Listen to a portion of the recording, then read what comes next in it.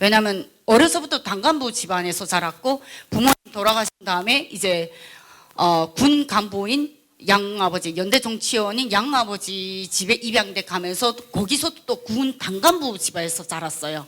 그리고 제가 그때 당시 그렇게 활개치고 돌아다닐 때 양아버지는 구군단 당등록과 원래 오사오사 출신이었지만 오사오사가 바로 이제 부대가 해체 명령이 떨어지면서 양아버지는 바로 구군단 직속으로 이제 배치가 되면서 구군단 직속의 고위급 장교로 있었기 때문에 저는 이제 그러한 세계에서 완전히 동떨어져서 살았던 사람이었어요. 나중에 청진에서 제대 이후에 청진에서 제가 그 청진 보안서 순찰 대장이라는 분들하고 조금 가깝게 지냈습니다. 제 친구하고. 근데 그분들하고 한번 이제 식사 자리에서 그 요독송소 얘기가 나왔어요. 그래서 나 거기 가본 적 있다 이랬더니 그분이 그때 너 돌았구나, 거기서 또 돌았구나 라는 소리를 세 번째로 듣게 됐습니다.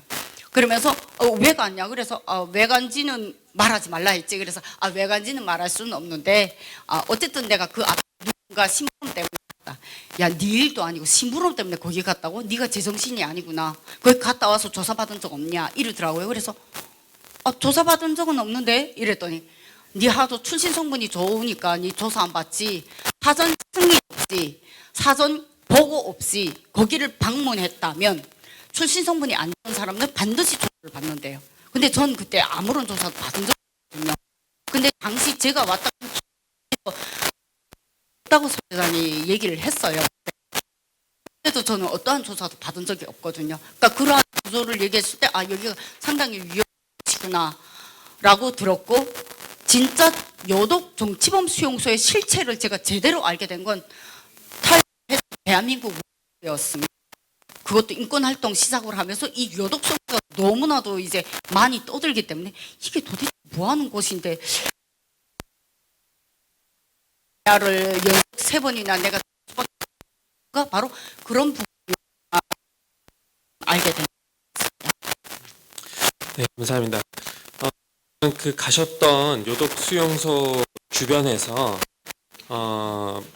혹시 무장을 한 인력이 이렇게 배치돼 있고 경계를 서고 또 군인들이 있고 이런 거를 목격을 하신 겁니까? 네, 정확히 목격했습니다. 당시 뭐 멀지 않게 군사택도 보였고, 군사택에선 죄수들이 이제 나무를 패서 나르는 걸 봤고, 실제 무장한 군인들이 제가 실제 저의 신원을 확인하고 그들하고 함께 대화를 해서 초소장을 불러냈기 때문에 정확히 봤고, 당시 제가 만난 그분을 통해서 한 개 정도의 인력이 배치됐는데, 이것도 이제 이게 범위가 크다 나니까 대대지만 제가 보이는 그 지역은 그 중대가 관할을 했고, 또 다른 경계 지역에도 이제 중대들이 배치되어 있다라고 들었습니다. 그리고 그들은 분명하게 7군단 소속의 현역 군인들입니다. 그런데 그때 좀 묘한 얘기를 들었는데 그들은 오로지 경비만 한대요.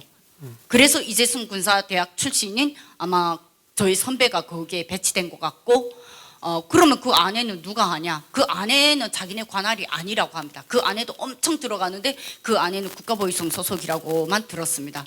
그러면 그걸 딱 듣는 순간 이게 무기 체계가 다르기 때문에 그렇구나를 간단하게 대화를 나눴고, 나중에 장교 생활 마치고 제대 명령서를 받은 이후에 민간인 부대 보위대 대장으로서 한계 여단 무기 탄약고를 관리한 경력이 있습니다.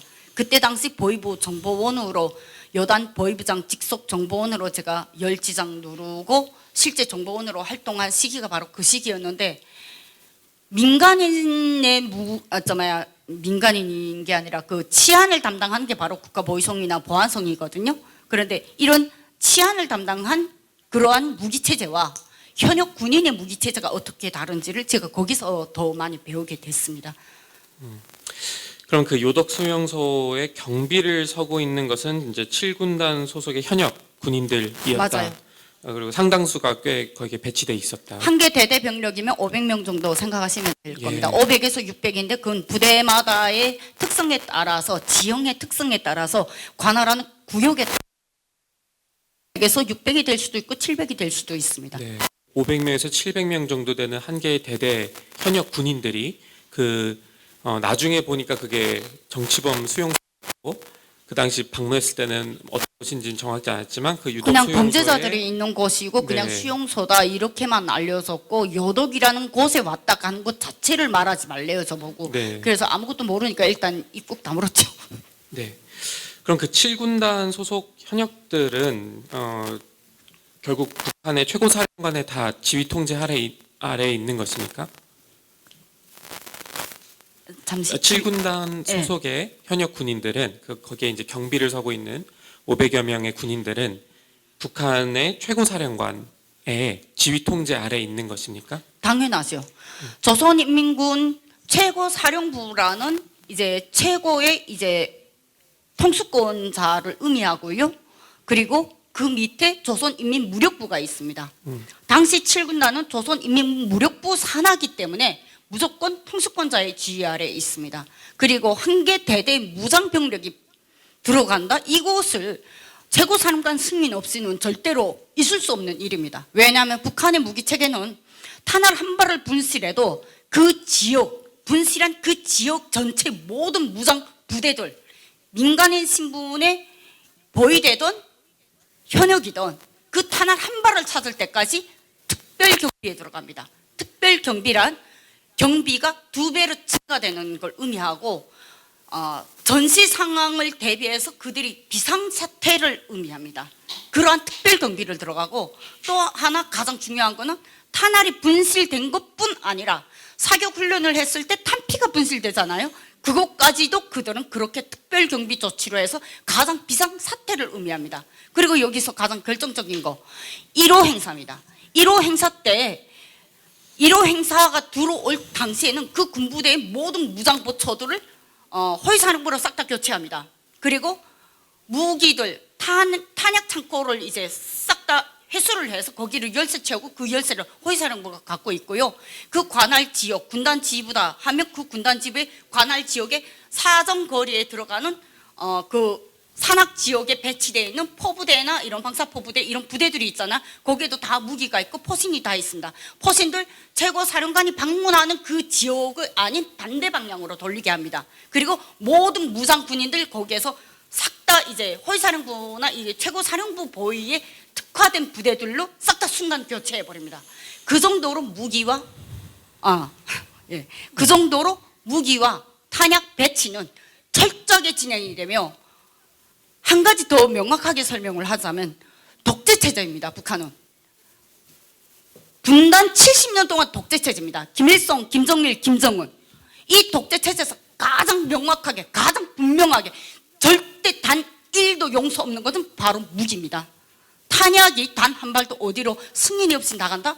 그거는 절대로 있을 수 없는 일입니다. 그것 자체 승인 없이 그렇게 했다?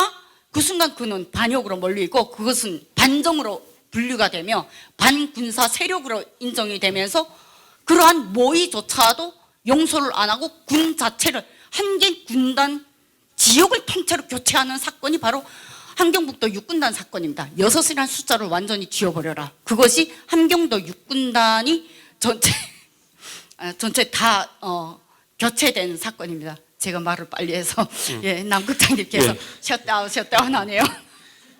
네, 감사합니다. 지금 그러면 어쨌든 죄송합니다. 북한에서 군복무를 하셨고 그 경험에 비춰볼 때 북한 군대는 탄피 한 알까지도 굉장히 철저히 통제를 하는 국가인데 한 개 대대 500여 명이 되는 군인들이 무장을 한 채 요덕 수용소를 경비를 서고 있는 것은 군 통수권자인 최고사령관, 즉 북한의 최고 지도자의 사전 승인 없이는 불가능하다.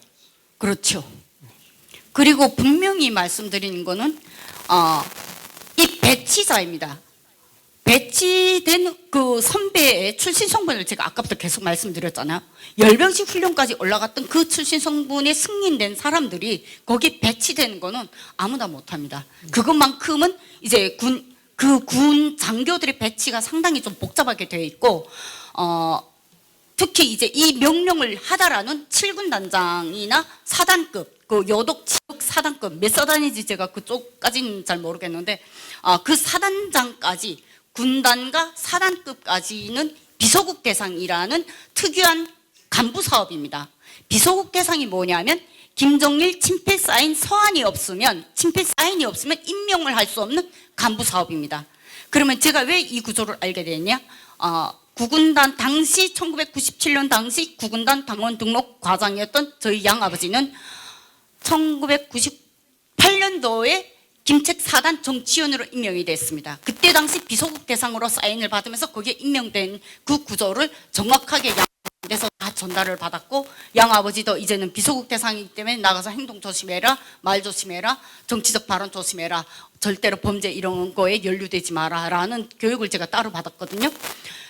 비소국 대상의 이 간부 사업이 되는 사람들에게는 최고사령관 명령서가 비소국 대상까지만 내려옵니다. 그리고 이 아래는 최고사령 명령서가 전달이 안 됩니다. 비소국 대상까지만 들어가고, 그리고 그 아래에는 그 사단급의 명령서가 내려갑니다. 그렇기 때문에 여기에서 기피를 할 수 있는 구조가 바로 여기입니다. 이거 최고사령관이 모른다? 그렇다면 우리는 김정은이라는 전범자라는 이거를 입증하기 위해서 북한의 탄알, 무기 배치 같은 증거를 가지고 우리가 김정은의 승인하에 요독 수용소가 운영되고 있음을 입증하지 않을까라고 저는 개인적으로 생각합니다. 예, 감사합니다. 증인, 그러니까 요독 수용소 경비는 7군단 소속 현역 군인들이 서고 있었고, 그 내부는 국가보위성 소속의 군인들이 이제 운영을 하고 관리를 하고 있다 말씀을 주셨습니다. 국가보위성은 최고 지도자의 지휘 통제 아래에 있습니까? 당연하죠. 국가보위성도 역시 최고사령부라고 말하기보다는 국가보위성은 치안입니다. 국가의 통수권자입니다. 그러면 최고사령부하고는 조금 결이 다르죠. 왜? 군인은 아니기 때문에.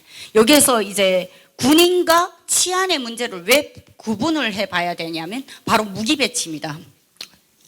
제가 너무 무기 얘기를 해가지고 모두 이해를 하실지 모르겠는데, 치안 담당의 무기는 그 화력이나 무장, 탄약, 수류탄 이 보유에 따라서 그 범위가 작습니다. 치안이기 때문에 말 그대로. 그러나 현역 군인은 다른 문제입니다. 현역 군인은 그 정치범 수용소 안에 있는 말 그대로 반역자죠. 반역자들이 국민의 자격을 박탈을 당해서 그 안에 들어갑니다. 그리고 그들이 만약 반란을 일으켰을 때 그들을 일멸 사살하기 위한 목적으로 그 군인들이 배치되는데, 이들의 무기의 무장은 다르다는 거죠. 권총으로 제가 자동보총하고 권총으로 설명을 자동보총 그냥 AK 자동보총으로 설명해 주는 게 깔끔할 것 같아요. 자동보총 같은 경우에는 그 국가보위성 같은 경우에는 1인당 최대 근무할 때 이제 실탄 장전 30발이 전부입니다. 예비탄창이 없는 걸로 제가 알고 있어요.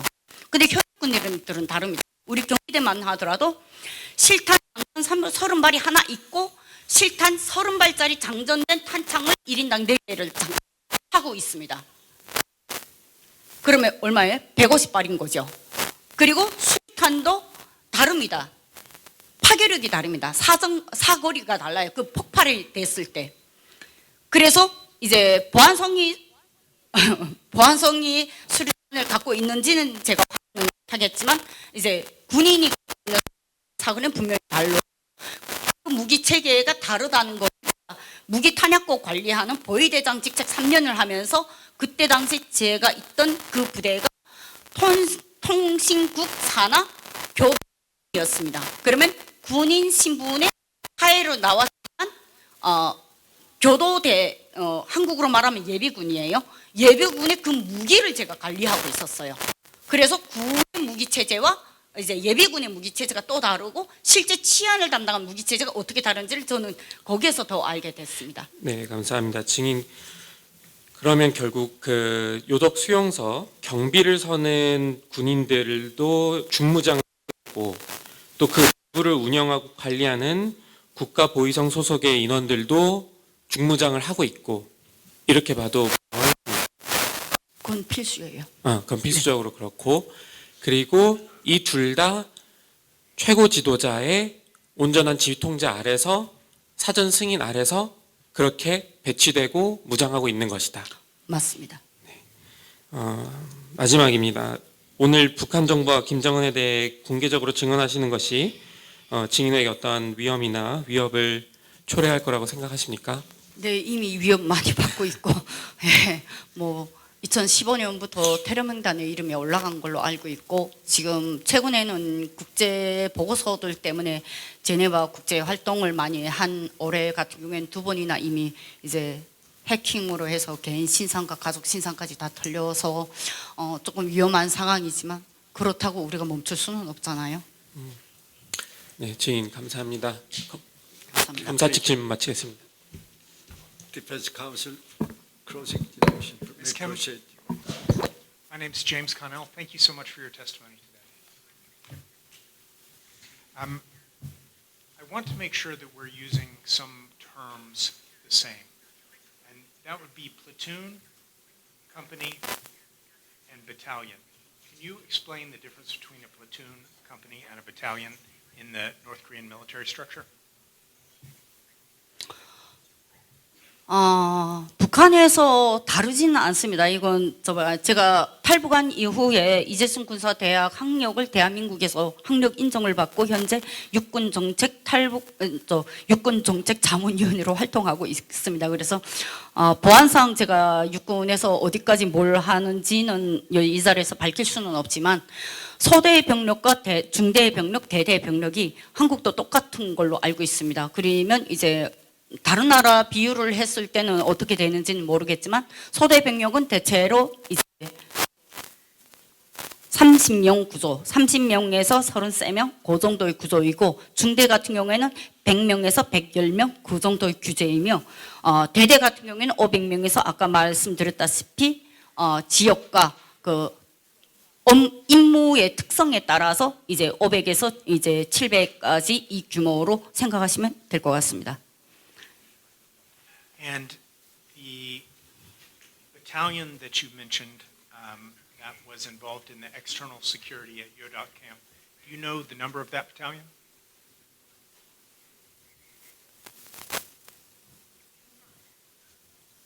말씀드린 대로 대대 규모입니다. 500에서 700. I'm sorry, I meant, do you know its designator? You talked about, for example, the 7th Corps. Do you know what the designator of the battalion was?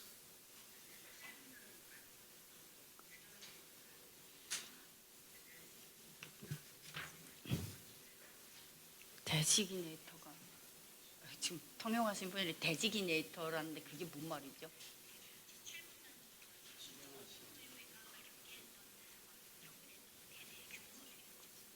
그 대대 규모는 저도 모르지만 일단 대대가 배치됐기 때문에 500에서 700으로 지금 추정한다 이 말씀입니다. 그리고 여기서 조금 다 아셔야 될 게 뭐냐면 경비라는 구조에서 특히 해안경비대 사례를 제가 저희 부대 사례를 잠깐 든다면 이해를 돕기 위해서 제가 근무했던 곳이 이제 한국에도 많이 알려진 경수로 건설했던 한경남도 신포시 금호지구입니다. 그러니까 금호지구 자체는 이제 백사장이기 때문에 대체로 여성 부대가 배치됩니다. 그래서 저희는 100명입니다. 100명 중대장 이제 정치지도원 이런 사관장까지 합하면 저희가 한 105명에서 108명이 오르고 내리고 하는 걸로 저는 그때 당시 알았습니다. 중대장 연락병이었어요, 병사 때. 그런데 그 옆에 중대 속초중대 같은 경우에는 이제 110명 120명 정도 이제 넘어가더라고요. 그래서 왜 그렇나 했더니 남자들 중대들 같은 경우에는 남성들이기 때문에 산악구조에 배치됩니다. 산악구조는 백사장의 구조하고 달리 이제 율곡진 곳이 많아서 그러니까 바로 이 초소에서 저 초소가 보이는 그러한 구조에 배치되는 이 초소의 배분이 다릅니다. 그렇게 되면 그때는 인원이 증가될 수밖에 없더라고요. 그러니까 그런 구조로 생각하시면 됩니다. 그러면 이것을 요독으로 비유를 해 봤을 때 요독은 산악지역입니다. 제가 아까 들어갈 때 말씀드렸잖아요. 묘한 절벽이 엄청나게 있고 들어가는 것 자체가 으스스하고 되게 무서운 곳이었어요. 그러한 절벽 산악지역을 경계한다면 확실히 500이 아니라 600, 700쪽으로 우리가 가능하지 않을까. 그러나 정확한 인원수가 어떻게 배치된지는 저도 그거에 대한 실제적인 군사 정보 기밀 사안을 보지 못한 이상 명확하게는 말씀드릴 수는 없지만 추정은 할 수 있습니다.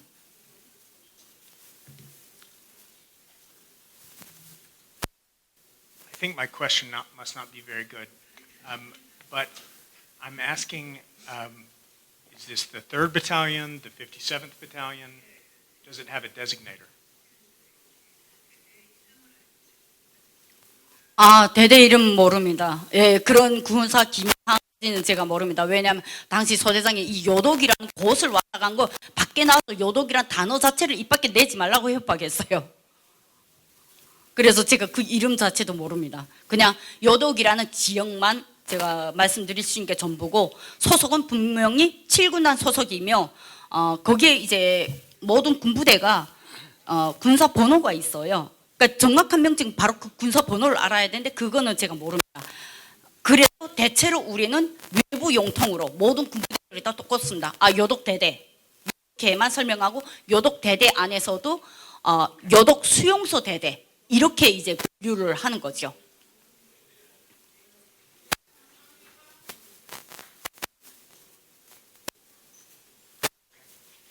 So the UDOC Battalion was responsible for the external part of the camp, the perimeter security, is that right?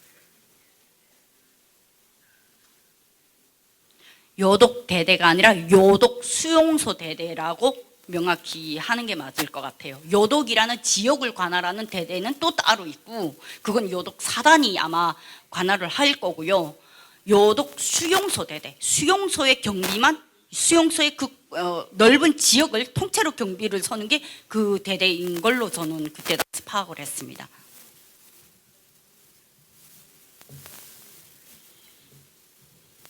So, for example, the UDOC Prison Camp Battalion handled the checkpoint.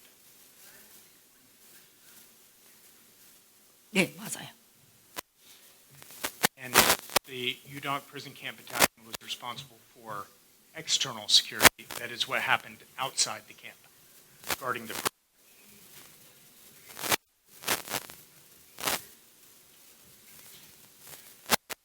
딱 자기는 그때 당시 저희 선배네는 무조건 이 외곽에서만 하지 그 내에서 벌어진 어떠한 업무도 관여를 안 한다고 합니다. 그리고 그 안에도 바로 그 수용소가 있는 게 아니라 엄청 그 안으로 들어가야 된대요.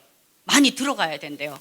그리고 가장 제일 밖에 일선에서 북한의 군사 전략이 대체로 1제대, 2제대, 3제대의 방식으로 군사 전략들이 진행됩니다. 그러면 1방어선 제일 외곽에 있는 1방어선에서 그들이 이제 이 경비를 통째로 총괄한다라고 이해하시면 될 것 같습니다.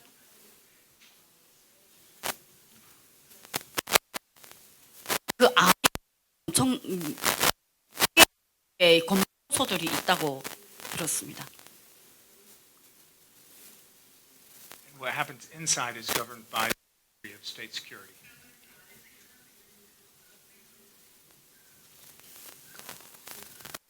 그렇죠. Yes.